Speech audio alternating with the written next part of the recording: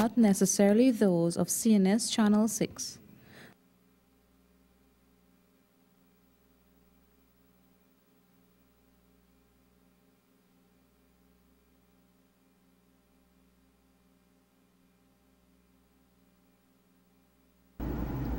Hi, good afternoon, viewers, and welcome to Matters of Public Importance right here on Channel 6. I'm yours, Gail Teixeira, Parliamentary Opposition Chief Whip for the People's Progressive Party, Civic Members of Parliament, and the People's Progressive Party.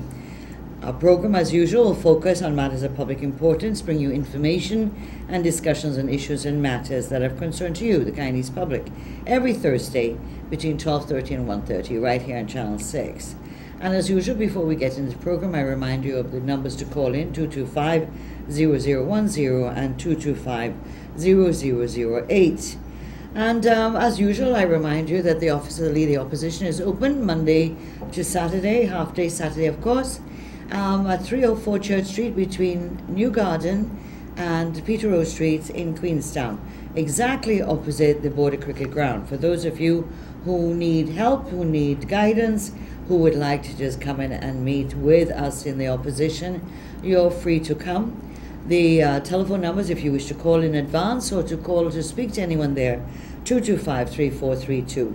So we're open Monday to Friday from 9 to 5 o'clock, and on Saturday from 9:30 to about 1:30 in the afternoon. So you're free to contact us anytime you wish. Freedom Radio continues to operate, and so you can tune in on Freedom Radio, 91.1 Demerara, 90.5 Berbice, and 90.7 Essequibo. And I reminded you last week, and I have been in the last few weeks, that Mirror, a newspaper, one of the oldest newspapers in the Caribbean, has been, and it has now caught up with the electronic age, and so it is now available online free. And so you're quite...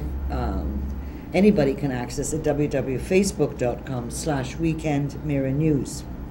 Well, last week we talked about a number of things, Exxon list and GCOM, for example, and the minibus drivers and the gas prices were some of the key issues. Well, before we get into some of the meatier stuff this week, I wanted to raise a couple of things that we need to just, you might need to know about, or you might be interested in knowing about. First of all, you may have noticed that I wrote a number of letters in the newspaper to Dr. Clive Thomas, which were written to him, delivered to him, and then I released to the press, and they were used in the media. And you know, Dr. Clive Thomas is the director of SARA, the State Assets Recovery Agency, and I raised in two occasions issues regarding state's asset recovery. And I finally got a response from Dr. Thomas on June the 7th. I received it, and he said, because I made formal requests for SARA to investigate a number of areas pre-92, and of course, since the new government has come in. And so the gentleman has written to me saying that they take from my letter that I'm referring to SARA, the specific cases listed below as matters for consideration, investigation. He lists them. And then he asked me, urged that any evidence which you might have in relation to any unlawful conduct in this matter be forwarded to us to aid our consideration investigations. And what are the matters? I raised a number of them, but he's selected only some of them. The Ministry of Health, Georgetown Public Hospital, purchase of $620 million in drugs and pharmaceuticals outside of the tender process, the Sussex Street bond contract, the construction of the Jubilee National Park, the pre-feasibility study for a new Demerara Harbour Bridge, the Guyana 2016 production sharing agreement with Exxon and partners, and the breaches of the FMA, Fiscal Management and Accountability Act, identified in the Auditor General's Report 2016. These were a few of the things I referred to in the two letters. Of course, I talked about the issues of the property acquired by Mr. Greenwich when he was minister prior to 1992 from the government at a deal. I also raised the fact that the PPP government had given land to the Mrs. Viola Burnham, the widow of the President Burnham, and so these were all issues that should be investigated. Of course, the list that Dr. Clive Thomas has presented, I find it odd that he's asking me for evidence, because all these issues have been publicly dealt with. The Ministry of Health one, for example, to do with the $620 million, actually was a public procurement commission, investigated it. There are documents there. The Parliament discussed a number of occasions where documents were also used there. Sussex Street bond was also in Parliament. The construction of the Jubilee National Park also discussed in Parliament on a number of occasions where various evidence and information was put on the floor. The pre-feasibility study I have written to the Public Procurement Commission on that particular one, which all I got back was a response with them that they will consider my call for an investigation into the pre-feasibility study for the new Demerara Harbour Bridge based on their program, their work program.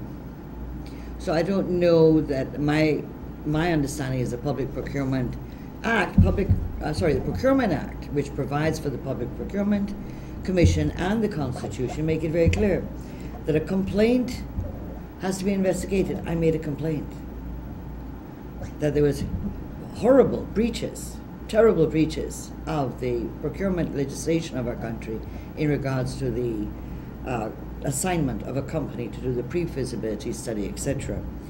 And of course, the gentleman wants me to provide evidence that is in the Auditor General's report of 2016 to do with the breaches of the FMA Act.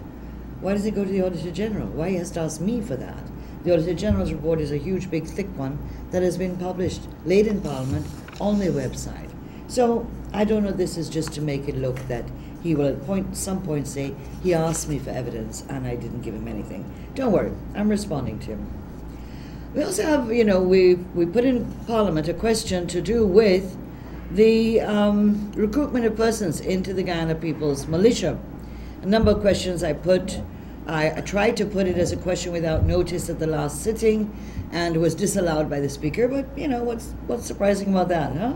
So these are contradictory statements by various people, including the President, the head of the Guyana Defence Force, and Minister Harmon as to the People's Militia. Well, it is there. The People's Militia has been re-established, reinvigorated, let's put it that way. And so my questions have to do with the criteria and methodology of recruitment of persons into the People's Militia, the number of persons who have been recruited into the People's Militia in the last 2 years. By what means have these persons been recruited? Via public advertisement in the media, in the social media, or any other means? The number of persons by regions who have been recruited, the type of training that the recruits have been given and for how long, and are recruits receiving stipends, salaries, or other benefits? So these are my questions. I have a preamble before it to Minister Harmon. We'll see when it's allowed to come up on the audit paper. But we are noticing not only the branding of Guyana as a green Guyana or a APNU green Guyana, because I make it very clear, State House being painted, that's iguana green. That Guyana is being painted in iguana green, and of course the issue of iguanas is that time to time the color of their green changes. becomes more yellowish and then becomes a little darker depending on the light and, of course, other issues. But we not only have the branding of Guyana as APNU, in all the state invitations, the invitations have green and yellow in them all the time, and or green. So the branding of Guyana is clearly on that's a fact. It's no issue for debate anymore whether they are or they aren't. However, we have a new one, and that is the issue of the militarization or the creation of this military aura. Take, for example, the little girl who was at the independence celebrations. What uniform was she wearing? That was right up front. That's a mini GDF uniform. We have the People's Militia in their uniform. We have the Guyana Youth Corps that has been created that has their uniform, that will have their uniform, although it's been created kind of already. The cadet officers that have the youth programs that were there in the 1960s, from which Granger and other top-ranking military people emerged from in the 1950s, that we now have the program. And those children have uniforms as well. So that it's a very interesting thing. We're going back, for those of us who are old enough to know what it was like under the Burnham regime, this seems awfully familiar, And so we're watching and noticing these things. And so we have as I said, the People's Militia, SARA, and then probably one of the most serious issues has been the the official gazette. On last week, we found it that the Ministry of Communities, Minister Bulkan, has approved the creation of 2 new NDCs in Region 9. Remember, they've been talking about creating 10 new NDCs for the 2018 local government elections.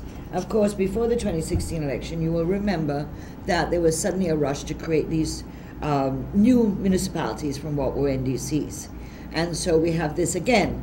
And that was done in October, November 2015, before the 2016 elections. It is now June, and the minister keeps talking about creating 10 new NDCs.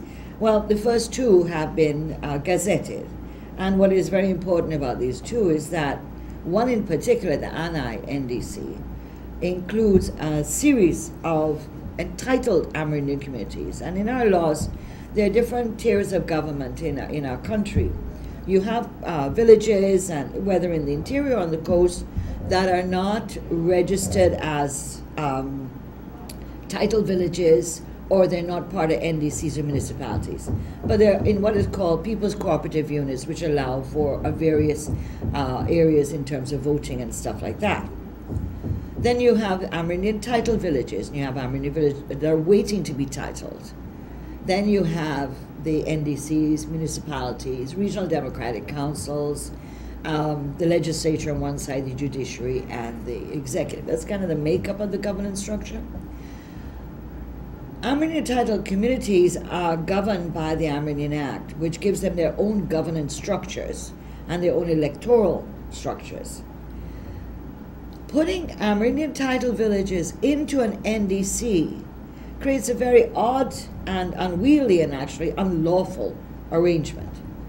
NDCs are completely separate, and we saw in the before the 2016 elections, in making Lethem a municipality, they expanded the boundaries of the NDC to go right up to Amerindian villages that were on the outskirts and were never close to the NDC boundaries, and took in land that in fact they had applied for extensions of their land several years before. So in other words, putting a halt, I believe, based on the law, to an extension of lands that would go into municipalities or NDCs. However, if Bulkan is now saying he can arbitrarily create NDCs and incorporate, let me give you the names of the villages: Anai, Rupati, Quataman, Waweta, and Surama. And I believe Surama is from where the Vice President, Minister Alicock, is from. I could be wrong. But we've seen this before, as I said, we're talking about the preparations for 2016, where they included a number of communities, titled Amerindian areas, into what were other NDCs. I pointed out the ones with Lethem. But for example, Red Hill, Kobirima, Barabina, and Smith Creek were among others that were included both in some were in the Mabaruma Township and others in the Port Kaituma NDC. Then you had the inclusion of Dog Point and Agatash in the Bartica Township. And so we are seeing this incursion into Amerindian land titling, and therefore making it very clear that, in fact, the government intends to, and it's by its own actions, has not issued any Amerindian land titles for the last 3 years, that intends to withhold and prevent the further issuance of land titling to Amerindian communities, and in fact to put in measures now to control their areas. Well, let's go now to the hot topic that we're going to deal with today, and that is GCOM. Remember last week we dealt with GCOM and what were the happenings there in relation to some statements and some activities that came out last week. And what were they? But let me just remind you before I do that on the constitutional provisions to do with GCOM. GCOM manages the entire electoral process, the Guyana Elections Commission. It is managed by a secretariat, and the secretariat is controlled by the commission. The commission is appointed by a mechanism in law and in constitution. 3 members appointed by the government and 3 members appointed by the opposition. And the one person, the chairman, is the person whose name is selected by the president from the list of names provided by the leading opposition. That's in the law. There is nothing we can find in the Constitution that gives the president any prerogative to go outside of that mechanism, only if the leading opposition provided no list. In the case of 2017, the leading opposition repeatedly provided lists of 6 each, 3 times, 18 names, all of whom were rejected by the president. And then he went ahead and unilaterally appointed his person, who was never on any list, as the chairperson. Of course, you're aware this went to the court, and we'll come to the court ruling in a minute. The issue of the elections and the staffing of elections have to do with part of the integrity of the machinery. Any electoral machinery that is being managed in a country, particularly more so where there's multi-ethnic groups, linguistic groups, that multi-religious groups, multi-party, that trust and confidence in the electoral machinery is probably of the overriding concern for all Guyanese, all persons in that society. Because it is one thing to win elections, another thing to be able to say that you have the confidence that the process has not been tampered with, that the people accept the results. It is also a fundamental right of us as Guyanese to vote at free and fair elections, to vote, to go to the poll, and to be able to exercise our right to cast our vote without any fear, F-E-A-R, that our vote is tampered with, it doesn't count, or any fear, F-E-A-R, that there are people outside the station that can threaten me and beat me, as they did with Kwame McCoy, where they broke his jaw in 3 places, and other people. So we're talking about the integrity of the machinery. And of course, you know that we went to the courts with the election petition after the 2015 elections. It is now 3 years. Their petition has still not been heard. It is unbelievable. The election petition has still not been heard 3 years later. And I do recall that in 1997, after the elections, the People's National Congress, through a person that went to court, challenged the elections of 1997. the judge who heard the case, and the case was heard relatively quickly for Guyana, was done in a matter of months. And she ruled, because although in that case, the Parliament unanimously, PNC and PPP, had agreed to voter ID cards after the election results. The PNC challenged the issue of the voter ID cards, and the judge ruled that this was not in order and that was not correct to have voter ID cards. However, she vindicated the victory of the PPPC at the elections and could not find any grounds on which the petition could override the results of the election. It's 3 years now. So we have a chairman, we have no election commission for almost a year, we have it, and the commission not functioning. We have then a chairman that is imposed on the people in violation of the Constitution. And then we have court matters in the court in regards to our challenge to the president's, whether the president violated the Constitution on the appointment of Justice Patterson as the chairman of the Elections Commission. That is one area of trust and confidence. The other area, of course, is in the actual machinery. Do people have confidence in the structure? The staff, for example. We are a multi-ethnic society. The majority of the minorities are Indo-Guyanese. The second largest minority is Afro-Guyanese. The third largest minority are Amerindians. And the minority of the minorities are the smaller minorities, mixed, and then of course the smallest of the minorities, those that are Chinese, Portuguese, etc. And the mixed population is growing. So certainly as a country in the national apparatus, there must be some reflection or balance somewhere along the line that, hey, this is Guyana, and you can see it. You enter the airport, you go to ministries, you go to get services at the passport office, you go to get licensing at GRA and to pay your income tax.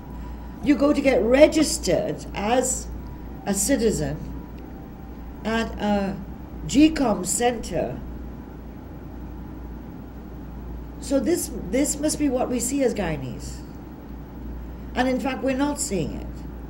And this is where the issue of GCOM and the hiring comes in, is that one, does the GCOM apparatus reflect or make any attempt, let's put it that way, make any attempt to balance, any attempt to have a representation of who we are as a people and our diversity?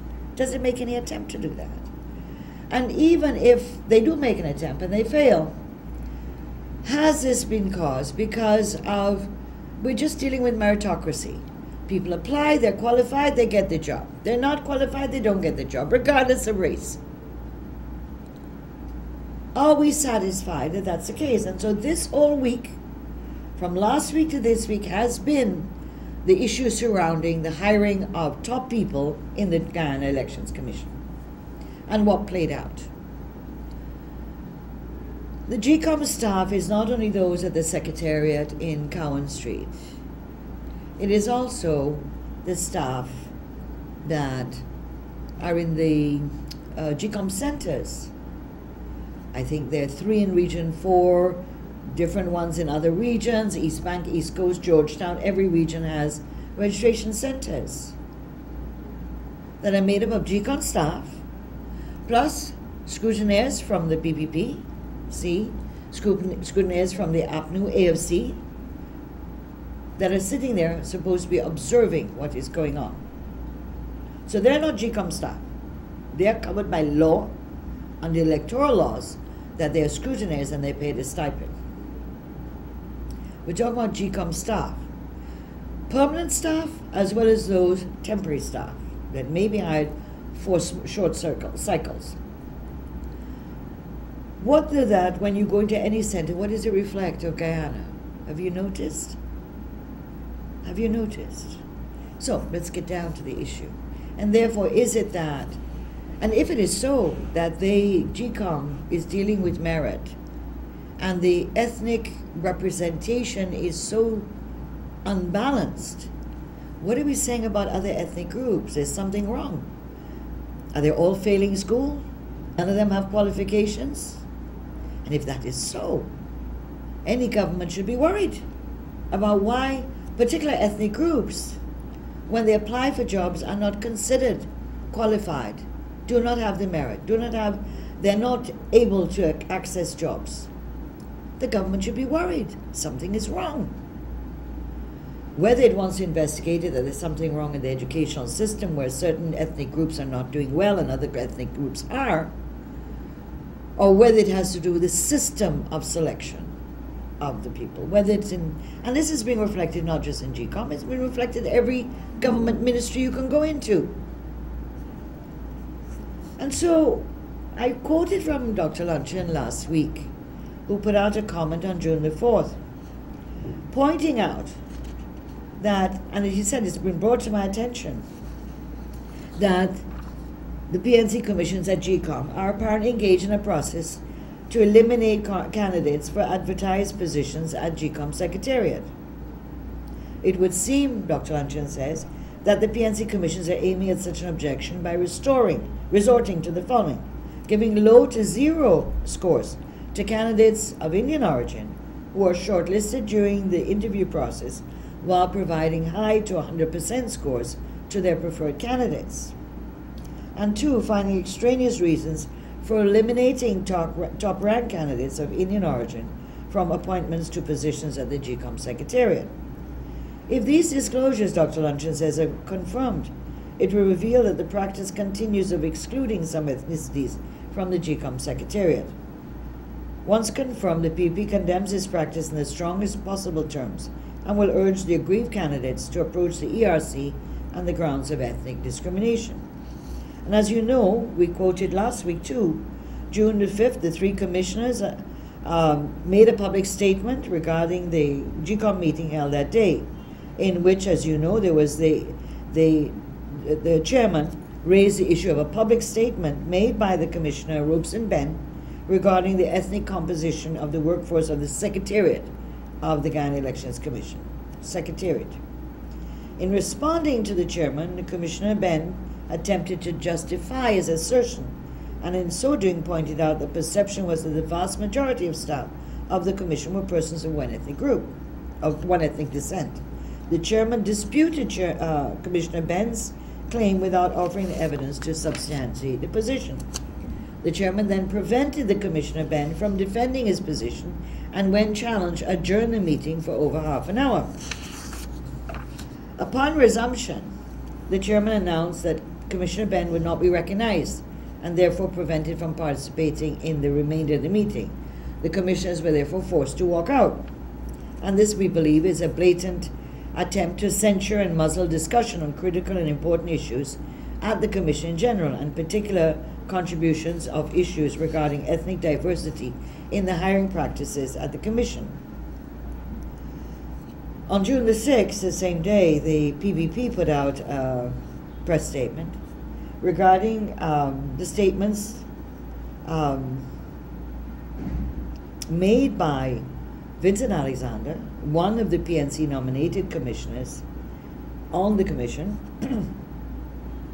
stating that GCOM does not keep information of its staffers based on ethnicity. However, there was a report in the Kaieteur News which in detail provides the ethnic composition of staffers hired by GCOM. The report published on that same day made it clear that based on information provided that by Mr.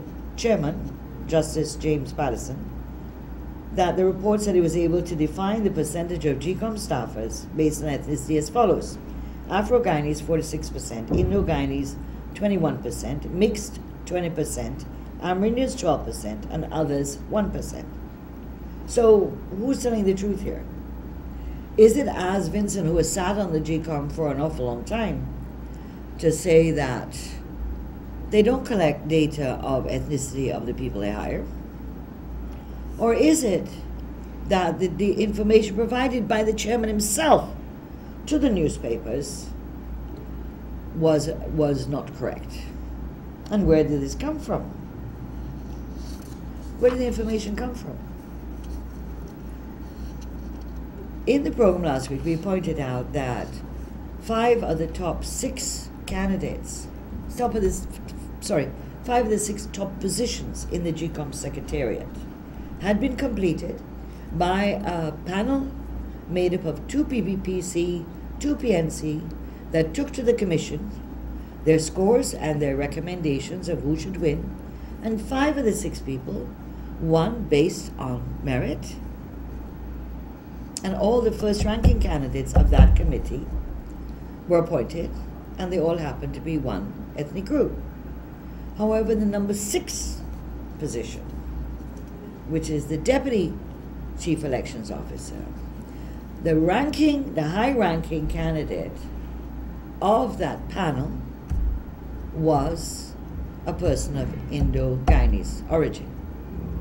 The second-ranking person was a person of Afro-Guyanese origin. And in the meeting on Tuesday, the matter was, of course, controversial, and the matter went to a vote, and the GCOM chairman cast his vote for the second-ranking person. Now, the first-ranking person in the panel discussions, in all of these issues, there was no negative assessment, as far as we understand, of the person. Now that we have exposed the fact that the second-ranking person, who has had no experience in elections, was given the job, overriding, superseding the first-ranked person, who happened to be of a different ethnicity,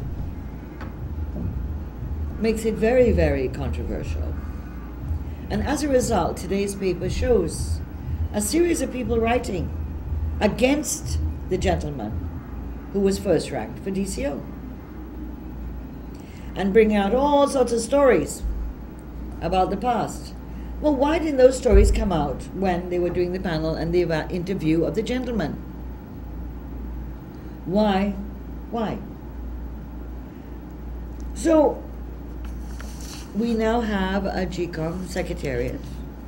In fact, in one case, I understand that something rather unusual happened when a particular person was being interviewed for a critical position, a rather important position in the GCOM. Well, all 6 positions were important, but one particular position, the chairman himself came and sat down to observe the interview. And in that interview, this person managed to get 100% scores. Well, you know, I've been in government and I've been around for a while. I've never given any candidate applying for a job 100%. Never. And I don't know of any employer, or human resource manager that does that, because there are various categories under which you assess the person. And so it's very difficult to come up with a 100% score unless you're giving everybody 100% in each of all the categories that you have to assess on that person, including one of which would include their academic qualifications. But always, when one assesses persons, there's something called, you assess their also experience. And the second-ranking person has no experience in elections. And in fact, this person has also used their Facebook to attack the PPPC, to attack people in the People's Progressive Party, to accuse of corruption, etc., to make damaging statements when PPP go out and support the parking, the movement against the parking meters. You know, the comments I made that we should be locked up, and what are we doing out there as PPP officials.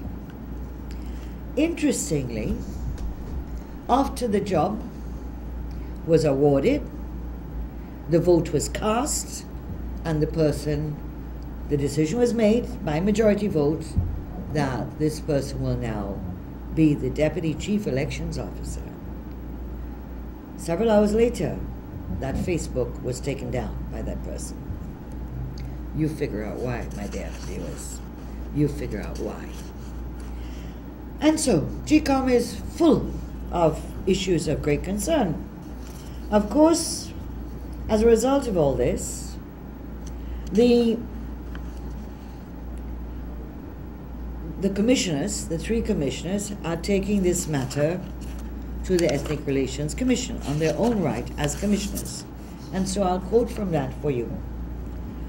This is a letter that has been sent off, I believe, today to the chairman of the ERC, in which the three members, Mr. Robeson Ben, Ms. Bibi Shadiq, and Mr. Says Conraj, are calling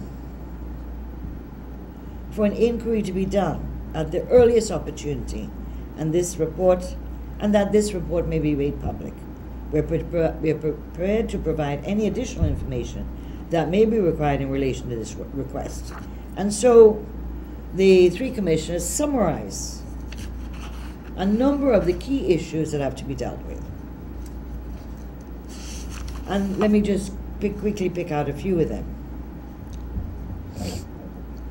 The issue of the hiring practices and the lack of ethnic diversity in the composition of the workforce at GCOM, particularly at senior management, was pointed out at several occasions at the commission meetings, not only under Justice Patterson, before under Dr. Serge Bally, and including when the commission met, the full commission met with the UN Electoral Needs Assessment team that came here, I believe it was in April. This was pointed out to them. What is interesting in the document that they've sent to the ERC, and what came out in the Tuesday meeting of GCOM, is that when the chairman was asked, where do you get these figures from? If Mr. Alexander says GCOM does not keep data or does not have a database on the ethnicity of its GCOM staff, where did this data come from? And the chairman points out that, let me quote from the report, the document they sent to them. At a meeting of the Commission held on June the 12th, 2018, when questioned the source and accuracy of this information, the chairman was unable to give a proper account, therefore. Several explanations were proffered by the chairman, including that he received the numbers from Facebook and another external source and gave same to the Human Resources Manager to verify. It was later revealed that a report was done by the Human Resources Manager by examining photographs of the staff members, and this report was presented to the chairman on the 6th or 7th of June 2018. That is after the numbers were published in the Kayacho News. You got it? And of course, as I said, the chairman cast his vote for the second ranking person for the post of Deputy Chief Elections Officer.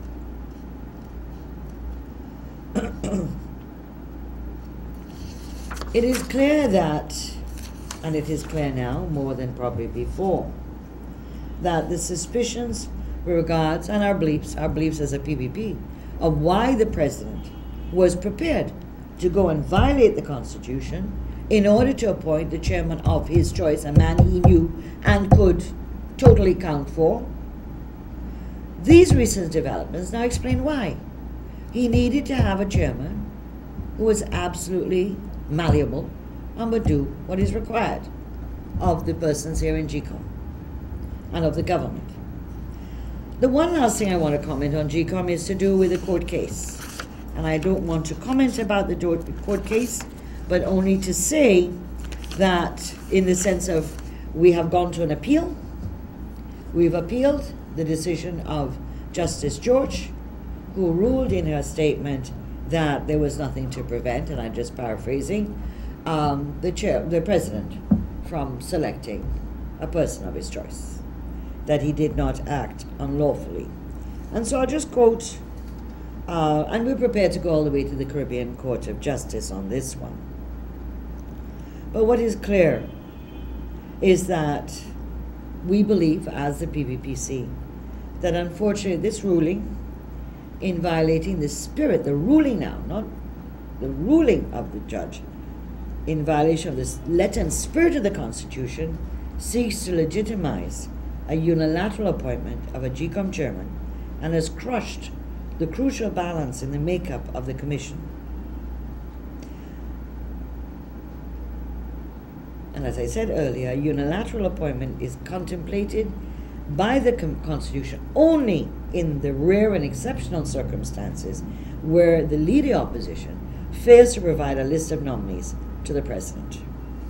What we have seen today is really extraordinarily serious in terms of the court ruling regard and interpretation of the Constitution, when there have been many spokespersons on this outside the PPP, other lawyers, including people in the Bar Association, including lawyers from outside of Ghana and human rights people, that the President did violate the Constitution of Ghana. So we will be going all the way up to the top.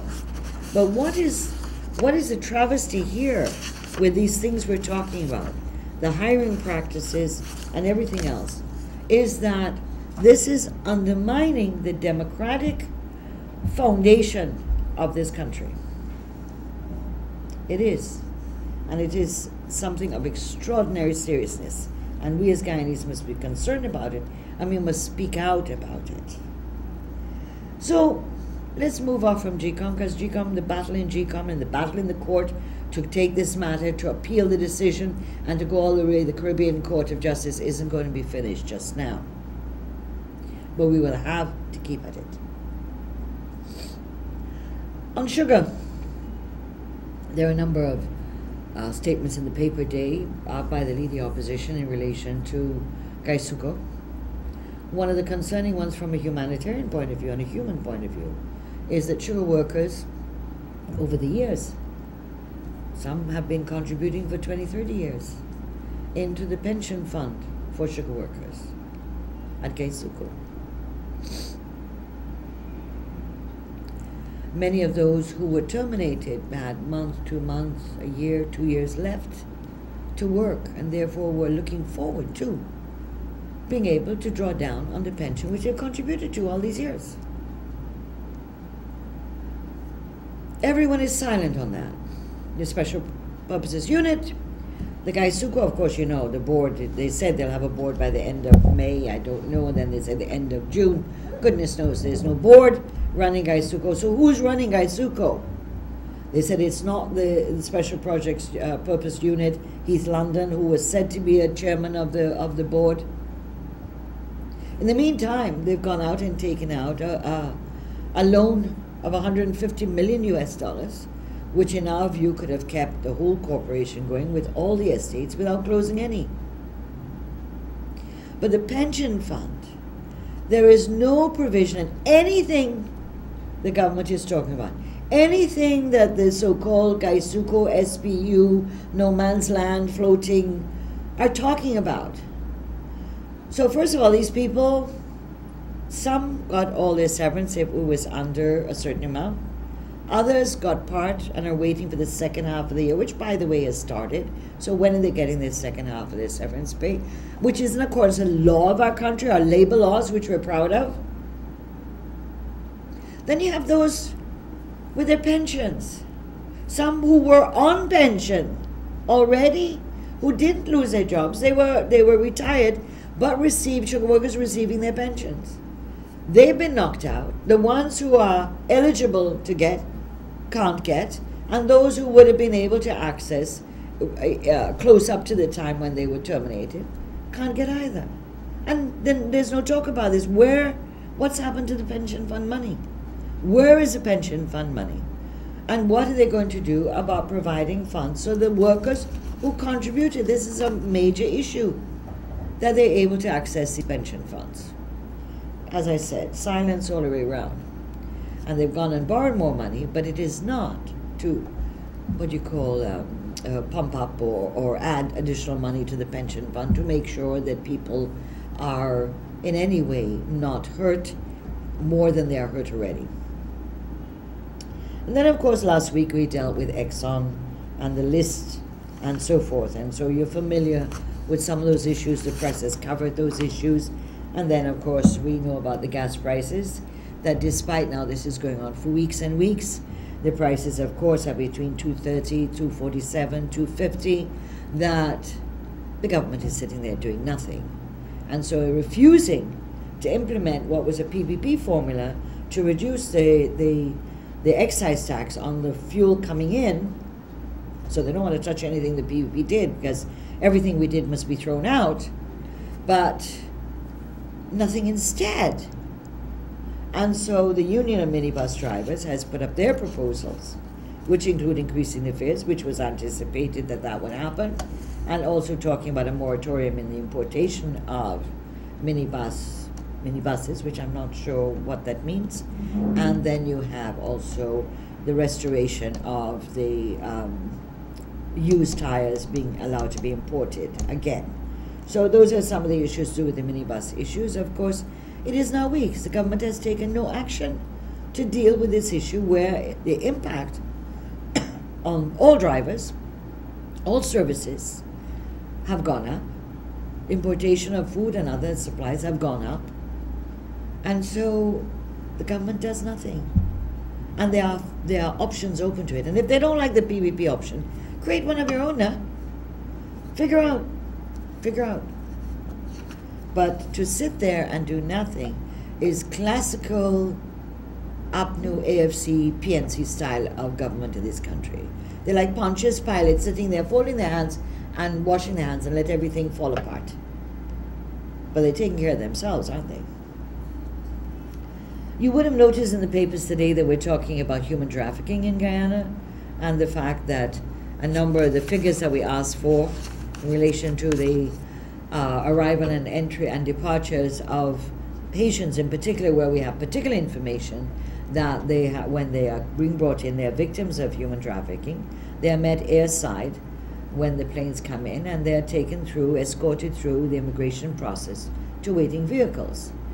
So that's one aspect, the human trafficking aspect. The second aspect may be of more interest to us at a very, as humans too, and as voters, is that why is it that a number of the Haitians are being given Guyanese identities, birth certificates, in Guyanese names, not Haitian names, because Haitians are mainly of French, their names are of French origin, mainly, that these persons acquire these documents, are given these documents, and then these documents are left in Guyana.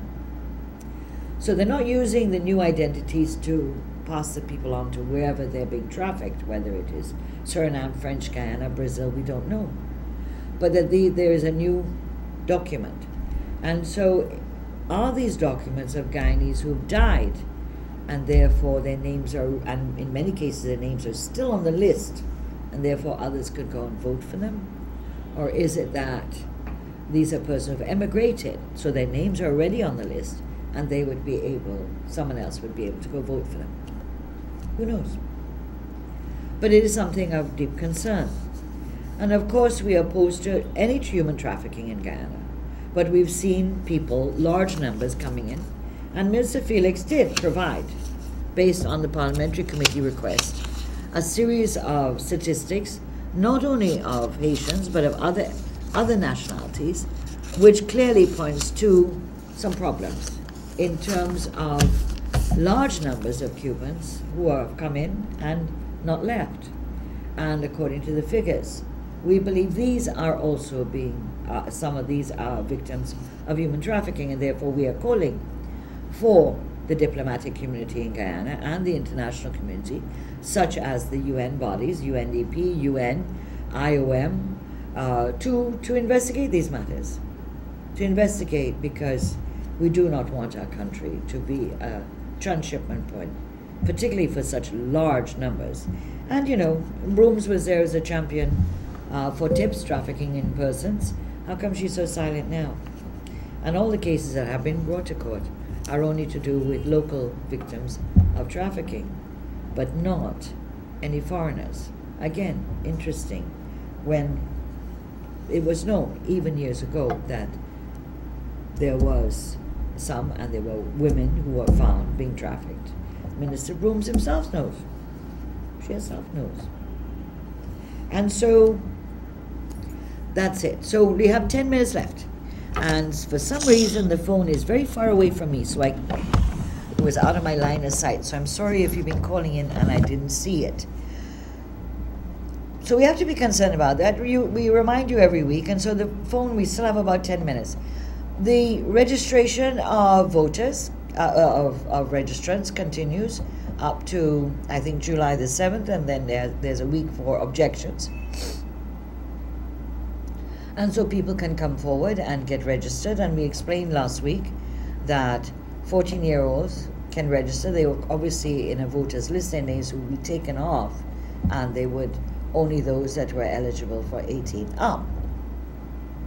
So that we're encouraging people who have never registered to go and get registered. For persons who have moved around, because a number of people are moving around and are working different parts of the country, or based on economic, have been forced to go back home, or others who have got jobs and had to move. That is important to get a transfer into the area where you're living, because if you don't, at local government elections, unless you're in the area where you are living, a registered voter, you cannot, one, stand as a candidate, and you cannot also go and vote for that particular constituency, because you're in a constituency-based election. In 2020, you will have similar problems, and you could have similar problems. So we're encouraging you to do these things urgently. Yes, good afternoon. Welcome to Matters of Public Importance. Yes, Mr. Shearer, good afternoon. Yes. Mr. Shearer, there is a lot of problem out here facing the Guyanese people. Yes. And we know you all know what's going on.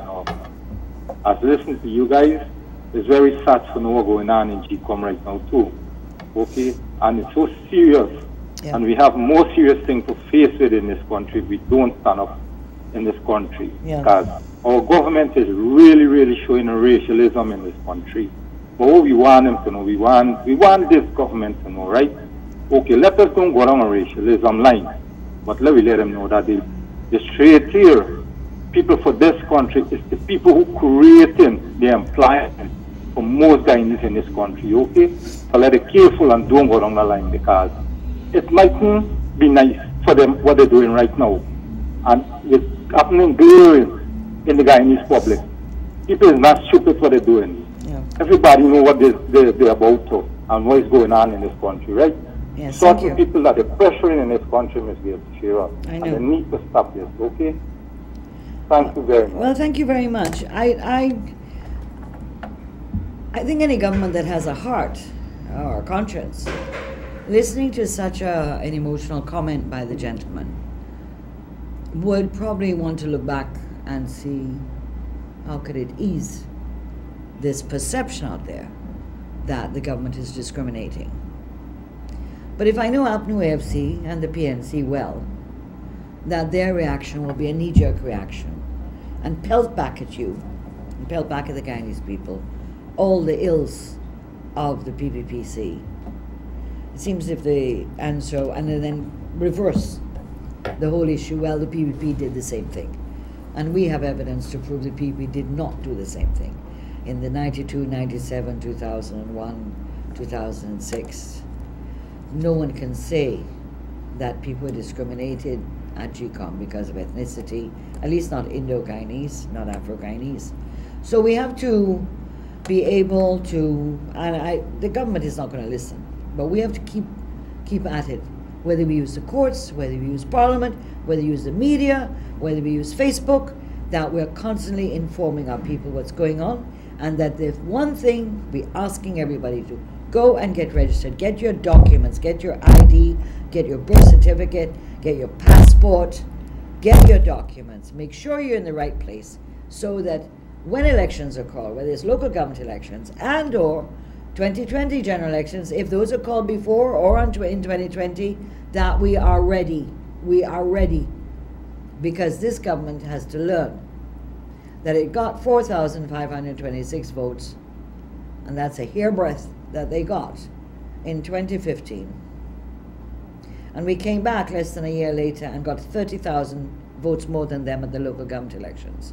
And in these elections coming up in 2018, we have to make the case again that we are the power base.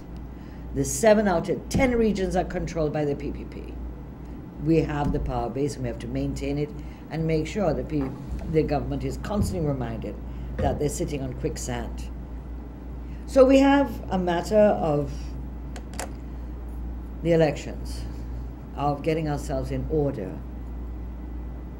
making sure that we do not treat lightly with our right to vote. We do not treat lightly with our own identity documents.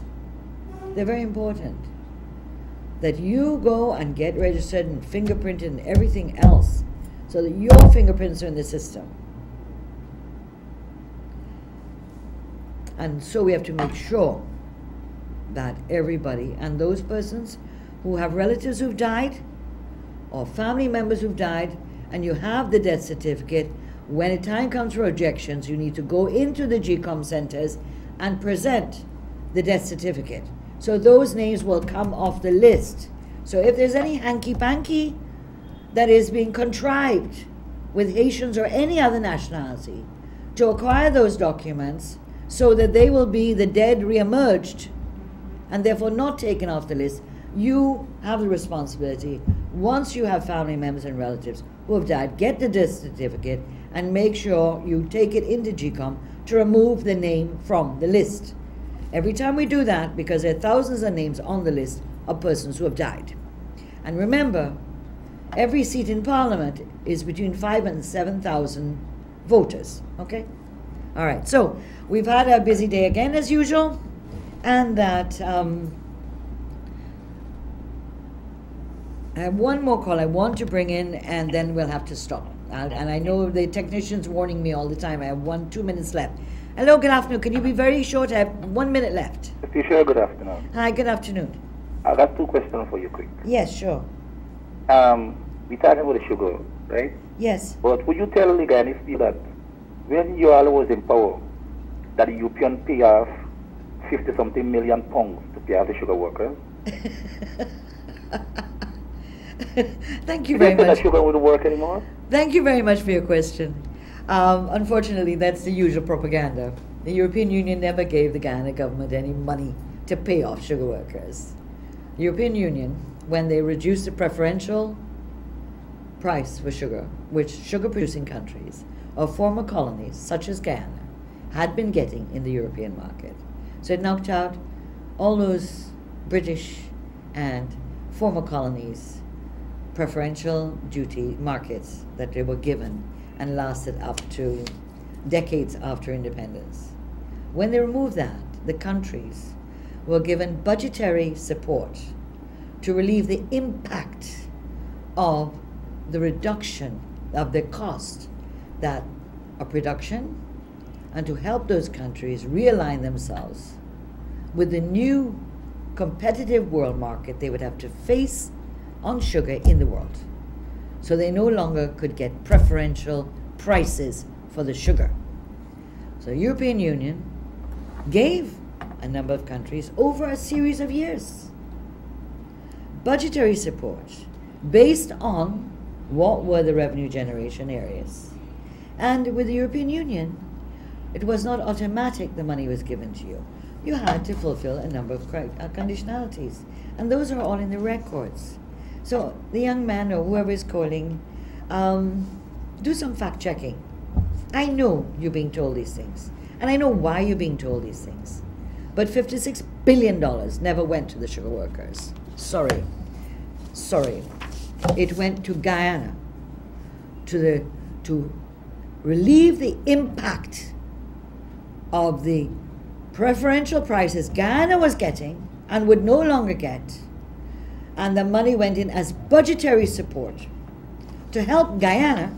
And so the money, sir, was distributed in a variety of ways among all Guyanese through roads, health, education, other programs. It did not go to the sugar workers. The sugar workers would have liked to have got it. And that was one of the criticisms. But they never got it. So let's do some fact checking before we spew PNC propaganda. I like facts. And even when the facts may be critical of the PPP, I can live with that. But this regurgitation of lies constantly for 20 years, 10 years, 5 years, they have a life of their own, and nobody thinks to fact check anything. You know, everyone goes around repeating like puppets what they're told. And you sound like a man who's not a puppet. So thank you very much, everybody, for listening to the program. And so, silent we shall not be. Silent we shall not be. Because the greatest enemy to democracy in any country is, remember, silence.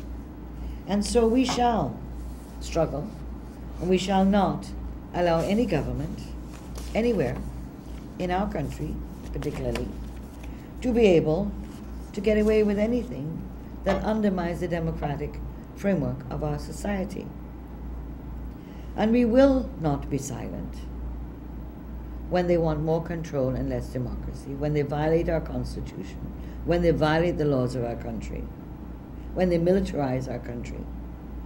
We will not stand silent while they make and try to move our country to a police state. We're not going to do it. We're not going to stay silent when the socioeconomic conditions of our people are plummeting and people are crying out, whether they voted for APNU AOC, whether they voted for PPP, whether they didn't vote at all. People are suffering and punishing. We shall not be silent. We shall struggle. And we will, in 2020, be able to bring a new government back in, the PPPC, where we will be able to restore the trajectory of a modern democratic, fast-growing Guyana as it was pre-2015. Thank you very much. Have a great weekend, a great holiday to Sunday, Father's Day.